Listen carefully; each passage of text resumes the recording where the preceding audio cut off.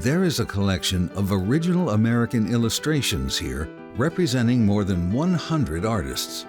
We will learn why Vernon Court became the home to this museum and take a look behind the scenes to see what it takes to preserve a Gilded Age house like this.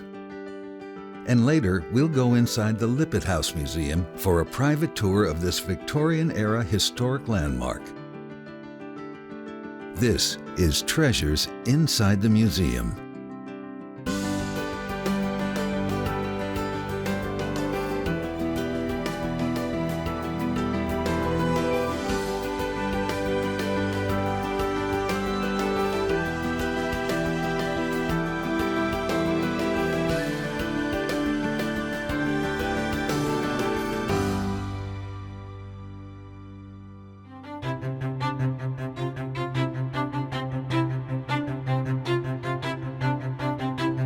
Vernon Court on Newport's historic Bellevue Avenue is home to the National Museum of American Illustration. The museum was founded in 1998 by Lawrence Cutler and Judy Goffman Cutler.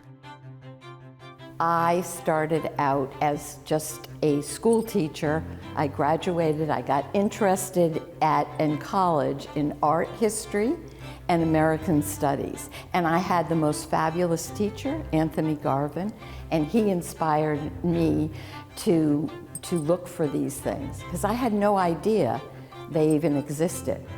I was drawn to the stories. I loved a good story. I loved a good picture. I loved the excitement of learning. The collections focus on original artworks created for use in books, periodicals, advertising, and other print media. Featured artists include Norman Rockwell, Jessie Wilcox Smith, J.C. Leyendecker, Howard Pyle, N.C. Wyeth, and Maxfield Parrish.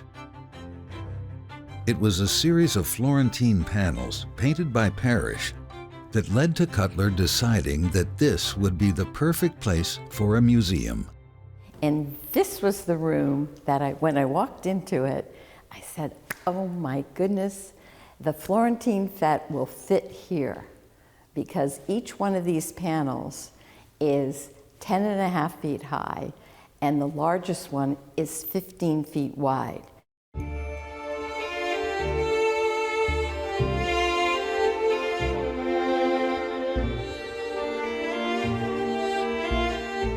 The panels are telling the story of a Florentine fête, and that is, it's romance, it's youth, they're in a garden, they're set in Florence, you see the rolling hills, you see the balustrades, and during medieval times.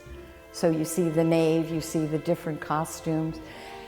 Sue Lewin was Maxfield Parrish's favorite model, and she will be seen in over 150 of these women. She modeled for them.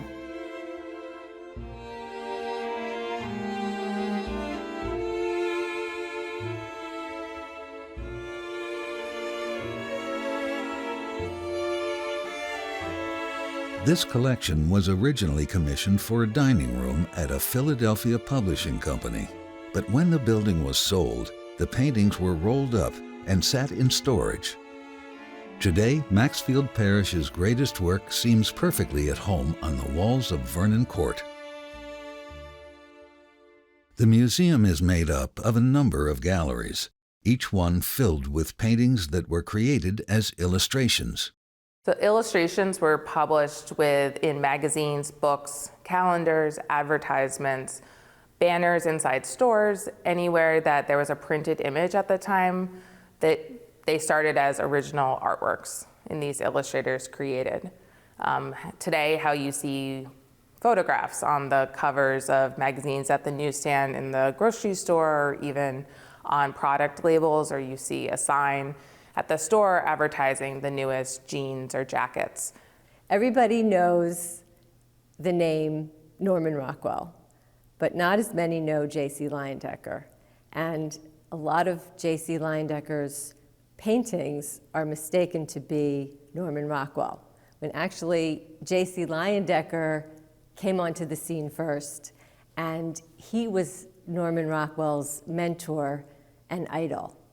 This is a 1937 Saturday Evening Post cover for the 4th of July issue, painted by J.C. Leyendecker, and he got the inspiration a year before when he went to his local parade, and he saw two boys trying to get a better view at the parade. They couldn't really see what was going on, and they climbed up the lamppost, and that was what inspired him to paint this painting. The son of Howard Davenport, who modeled for the blonde boy in this painting, called us the other day and gave us a little background how his father became to be the model for this painting. He was J.C. Leyendecker's magazine delivery boy. Back then, they had a paper route and they had a magazine route. And so he was the magazine delivery boy, so he could have been dropping off the next issue of the Saturday Evening Post when he saw Leyendecker, and Leyendecker could have then asked him if he would be a model for one of the upcoming images for another cover of the Saturday Evening Post. Leyendecker's illustrations were a favorite of readers for years. He painted a number of holiday magazine covers, and whenever his images appeared, the issue would sell out.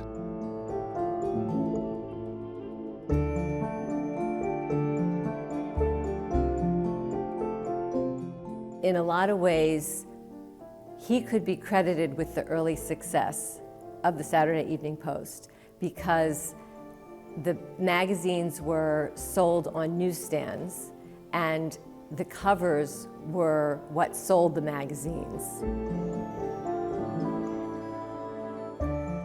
Probably one of Leyendecker's biggest contributions during his career was his development of the New Year's baby that appeared on the Saturday Evening Post. His first baby was from the December 1906 issue for 1907, ringing in the year 1907, and then from every year for 36 years straight, his baby would appear on the cover until 1943 was his last New Year's baby. And the babies would have whatever was happening during the time or a current event or would reflect the sign of the times. So the 1912 baby, Votes for Women, shows the baby fighting for women's rights.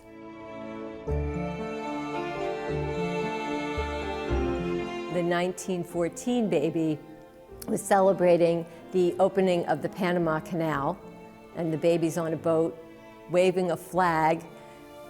Maybe he's on one of the first boats that crossed over from the Atlantic to the Pacific Oceans.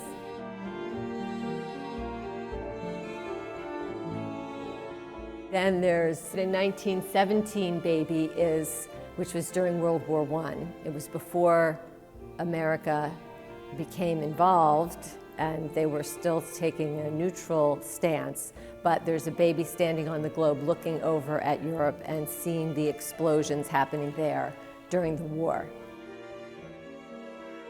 If you look at the post and you line them up, you can actually see the visual record of history with a lot of the babies. Another exhibit in the Marble Hall Gallery is dedicated to 3 women who were pioneers in the field of illustration. These 3 female illustrators were all students of Howard Pyle at his first school of illustration in Philadelphia. These women were Jessie Wilcox Smith, Elizabeth Shipping Green, and Violet Oakley, and they all lived together at the Red Rose Inn nearby, and Howard Pyle gave them the name of the Red Rose Girls. These illustrators prioritized their art and their career over the traditional life of women at the time, which was to be married and have children. We have a wonderful illustration by Jessie Wilcox Smith of a mother kissing her baby, kind of holding her up, showing the baby off to maybe the others in the room, but really enjoying a tender moment of kissing your child on the cheek.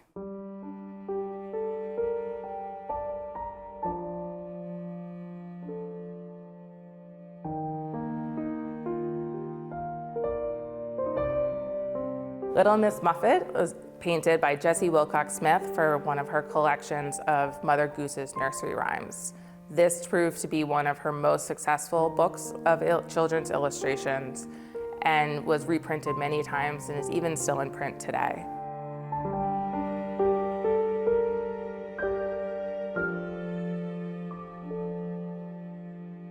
We have a great example by Elizabeth Shippen Green of a mother reading The Five Little Pigs to her child. It's a very tender moment of holding your child on your lap, cuddling up for maybe a bedtime story, reading nursery rhymes. Again, something that you would see in today's nurseries before bedtime. The clothing may be of the Gilded Age, but the emotions are timeless and you can see in today's world.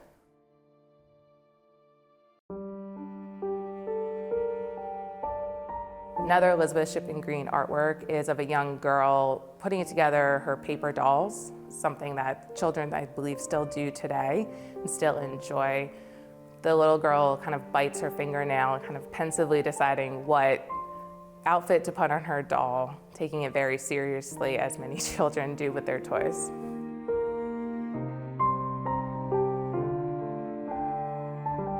Violet Oakley was also a very prominent female illustrator. She actually was the first female to receive a mural commission for the state capitol building in Pennsylvania, and also was excelled in stained glass work.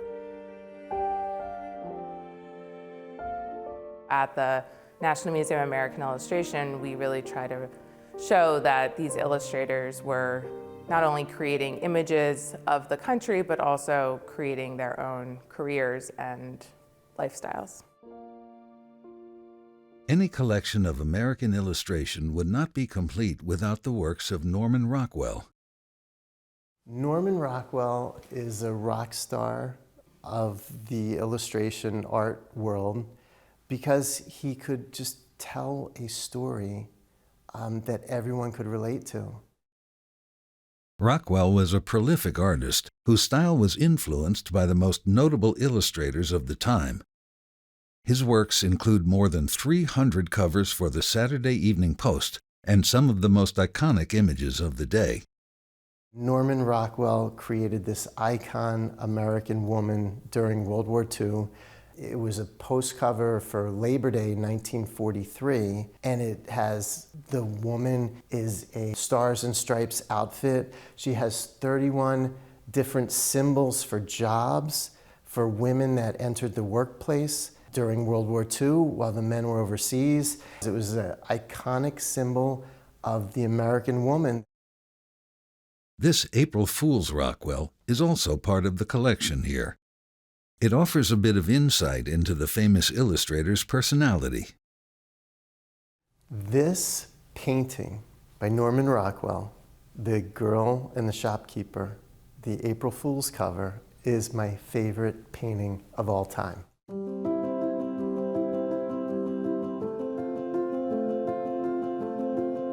Not only is Norman Rockwell a great storyteller, he's also a comedian. And you can see it here in this painting. There are almost 60 mistakes in this painting. And some of them are really easy to tell. His signature is backwards, and he spells his name wrong. And it also has the Mona Lisa in it. The Mona Lisa has a halo over her head, which is another considered a mistake. And she's facing the wrong direction. The dog head on the cat body and the raccoon tail. But there's some really subtle, like if you look closely outside the windows, on one side there's the winter season, the other side is the summer season. There were only 3 April Fool's paintings done by Norman Rockwell, and the first one was done in 1943. The second one was in 1945, and this one here in 1948 has the most mistakes. And the other 2 either got destroyed in his studio fire or are missing, and no one has ever seen the original paintings again except this one. This is the only one. It's priceless, and the only place you can see it now is here at the National Museum of American Illustration. Thanks to these illustrators, we now know more about the people of this period of American history. how they dressed, and what was important to them. And thanks to the National Museum of American Illustration, now we can see the original paintings and artwork. With so much of the collection in place, a lot of the more recent focus has been on preserving Vernon Court itself. The biggest concerns for houses like this, any Gilded Age house, even any house in general, is water. You know, you gotta keep the water out. You know, if you can keep the water out, then half the problems go away. Piece by piece, this architectural gem has been repaired and restored. And the team of dedicated craftspeople doing the work are just as passionate as the artists whose works fill the gallery walls here. Making our ornaments with the correct materials is very important here at Vernon Court. We try to bring everything back to the exact way that it was casted or made in the past. You know, how Judy feels about her art, you know, the construction end, that's how I feel. This building's art. For Judy Goffman Cutler, being able to share all of this with the public is a vision realized.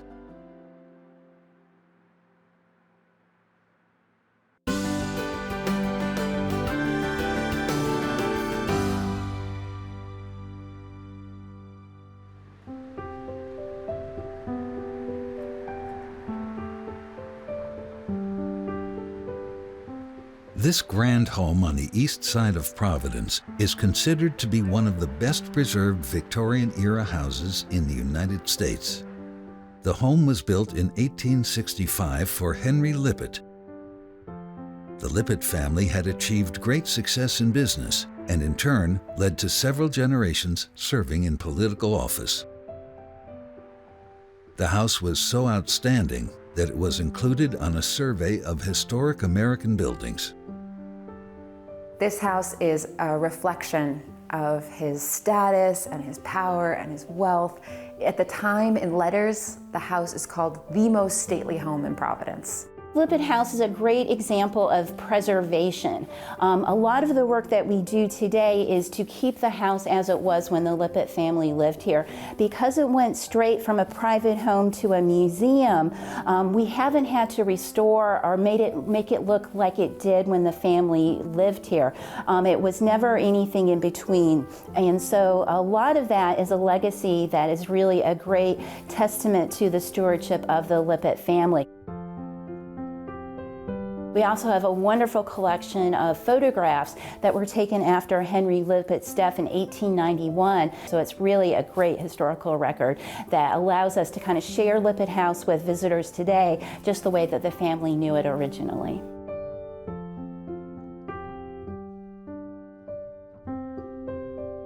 When it became a museum, we've got this really stunning little sort of portal for time travel, where you can walk through and really see and imagine December 1865, because the family themselves, I think, were always feeling that it was important to keep sort of enshrined in some way. Guests visiting this grand home would enter through the front hall. Today, the space looks much the same as it would have more than 100 years ago, complete with a portrait of the one-term governor. This is the portrait of Governor Henry Lippitt. It's painted in 1887, so 10 years after he served as governor for 2 years. It's painted by Charles Stetson of Boston. It's important to note in portraits how the figure is turned and sort of adjusted. And clearly he's turned towards you as you walk into the room, but he's an imposing figure. He's also right over this seat that has the Gothic sort of L carved into it, as so many pieces of his furniture have. And then when you're seated in this space, you're looking into a mirror, so he's over your shoulder again. The paper in his hand, a lot of guests first imagined that it might be the plans for this house.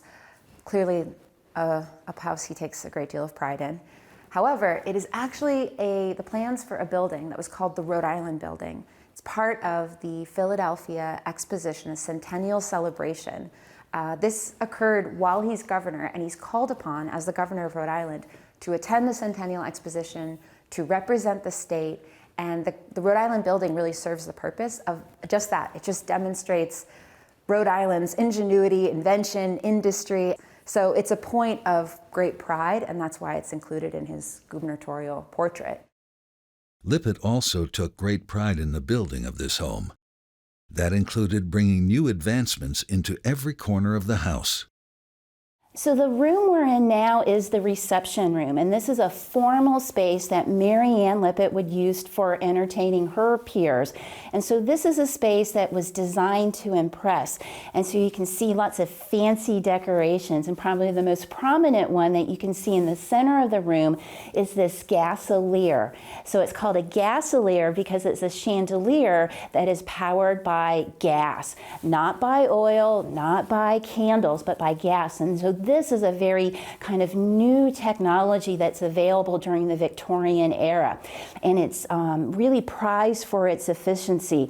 One gas jet here would be the equivalent of today of like one 25-watt light bulb. So it's going to be a lot brighter than an oil lamp that would be about 3 times dimmer than one gas jet here. It's going to be a lot cleaner, and it's going to take a lot less work. So Henry and Mary Ann had 7 servants in 1875, and their whole job is to take care of this house and the family. So even though it takes a lot of work, you're going to try to get a lot of efficiency, and one way to do that is by integrating better technology in your home, just like we do today.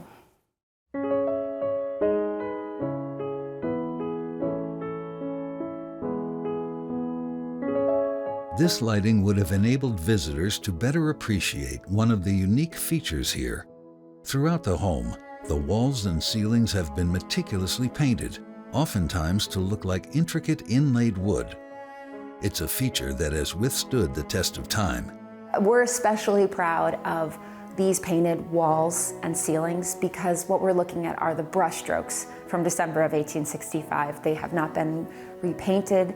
They've had to be cleaned, years of cigar smoke and coal heat. But what we're looking at is this original, beautifully rendered walls and ceilings by Catnock and Cliff. So it's a firm of 2 men, an Englishman and a Scot, that did all of this plaster work, and the different styles. They have wood grain, they have almost a leather effect, stone. They do incredible stone work. And as we walk through the house, just to think about the amount of time and effort, and also a little bit of a daring kind of cutting edge quality too. They incorporate designs that are almost reminiscent of the Alhambra, of the East. This is really new, cutting edge. Not a lot of Rhode Islanders are seeing these kinds of Mooresque is what they were called, these Mooresque patterns. But it's definitely this idea of incorporating style and influence from all over the world. To have this much that's preserved and so well, we just consider ourselves really lucky. Past the portrait, at the end of the front hall, is a stairway that leads to the second floor of the museum home. Here, tucked away in a corner, is a piece that young visitors always seem to find a sort of house within a house. This is the dollhouse here at Lippitt House Museum, and it's really one of the objects that really kind of captivates the imagination for many visitors here to Lippitt House. It's maybe one of the older objects in the museum because we believe it actually predates the building of Lippitt House in 1865. We actually think it was in the house that Henry and Mary Ann lived in before they built this house across the street. So we actually believe that the dollhouse here is actually older than a lot of the furnishings inside.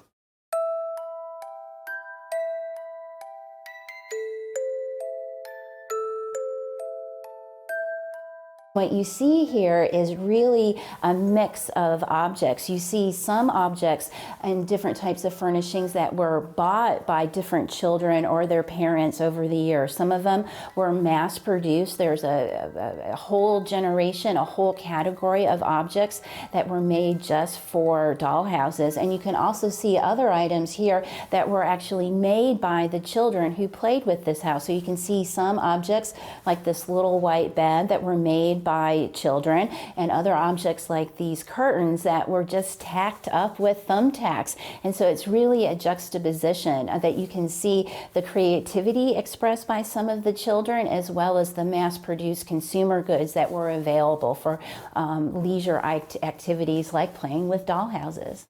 The Lippitt family was an upper-class family, and so the Lippitt children really grew up in privilege, and so that is something that you would expect to see in their toys. And so this object really stayed with the Lippitt family through multiple generations, and that's why we're very fortunate to have it here surviving in the museum today. Throughout the Lippitt House, there are furnishings and objects that have survived through the decades. They offer a window into the lives of the people who lived and worked here. That includes the women of the family, who, like the men, have a list of noteworthy accomplishments all their own.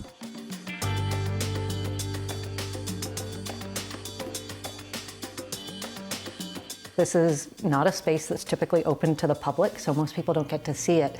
And I'm here to talk about Mary Ann Lippitt and her daughter, Jenny.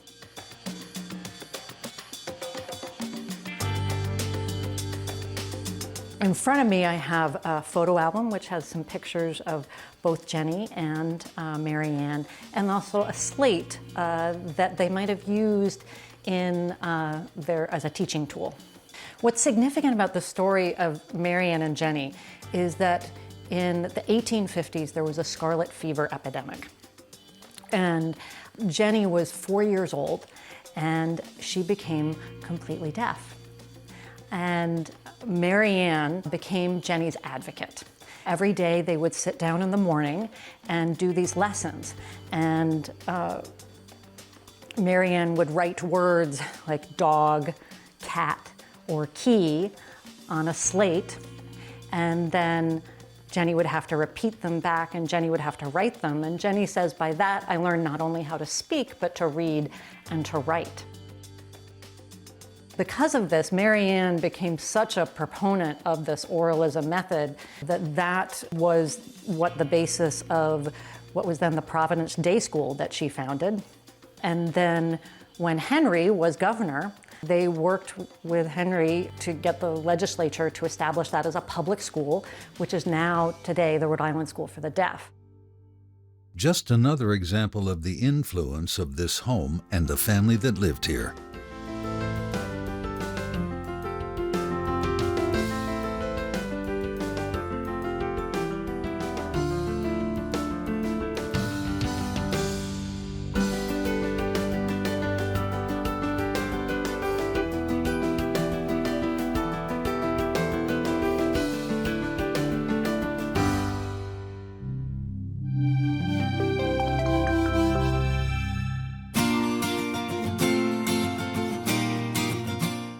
This program and other episodes of Treasures Inside the Museum, as well as digital extras, are now available to watch anytime by visiting RhodeIslandPBS.org or the Rhode Island PBS YouTube channel. Take a private tour with exhibit curators. Get an inside look at the conservation process and go behind the scenes to see hidden treasures. Whether you are interested in artifacts, paintings, photography, architecture, or history, you'll be inspired to learn more.